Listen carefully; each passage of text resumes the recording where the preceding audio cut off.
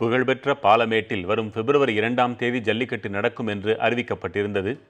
தற்போது பாதுகாப்பு ஏற்பாடுகளை செய்வதற்காக இந்த தேதி ஒத்திவைக்கப்பட்டுள்ளது. எனினும் விரைவில் பாலமேட்டில் ஜல்லிக்கட்டு நடக்கும் என்பதால் அதற்கான ஆயத்தங்கள் ஒருபுறம் நடந்து வருகின்றன.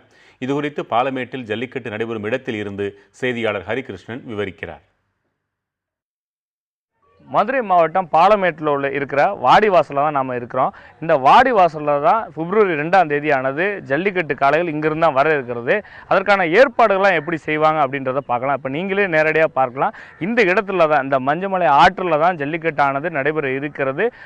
மிகப்பெரிய ஒரு அகன்ற பாதைகளை கொண்டு இந்த ஆற்றில் தான் ஜல்லிக்கட்டு போட்டி நடக்கிறது. இந்த இடங்களில் கேலரிகள் அமைக்கப்படுகிறது. அதுபோக செயற்கையாக 2 கேலரிகள் இங்கே இருக்கிறது. அந்த கேலரிகளையும் பல்வேறு அரசு அலுவலர்கள் மற்றும் கமிட்டியினர் இருப்பதற்காக பண்ணப்பட்டிருக்கிறது. இந்த இடத்துல இப்போ நீண்ட அளவுக்கு ஒரு 1000 மீட்டர் தொலைவிற்கு அடுக்கடுக்காக கொண்ட ஜல்லிக்கட்டு பார்வையாளர் அமரக்கூடிய அந்த கேலரிகள் அமைக்கப்பட இருக்கிறது. அதை தவிர இந்த இடங்களில் டிராக்டர்களை வரிசையாக நிறுத்தி அங்கே மேலே அமர்ந்து ஜல்லிக்கட்டு பார்க்கக்கூடிய ஒரு ஏற்பாடுகளும் செய்யப்படுகிறது.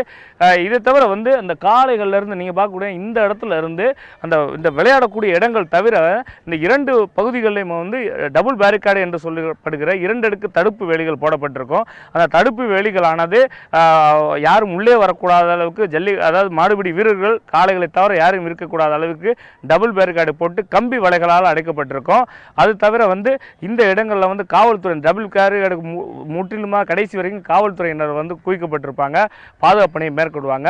இப்போ நான் அந்த வாடிவாசலிருந்து ஒரு 15 மீட்டர் தொலைவிற்கு ஒரு கொடி அமைக்கப்பட்டிருக்கும். அந்த கொடி வரைக்கும் தான் ஜல்லிக்கட்டு அந்த காளைகள் பிடிபடுமா அல்லது பிடிபடாதா என்று தெரிவிக்கும்.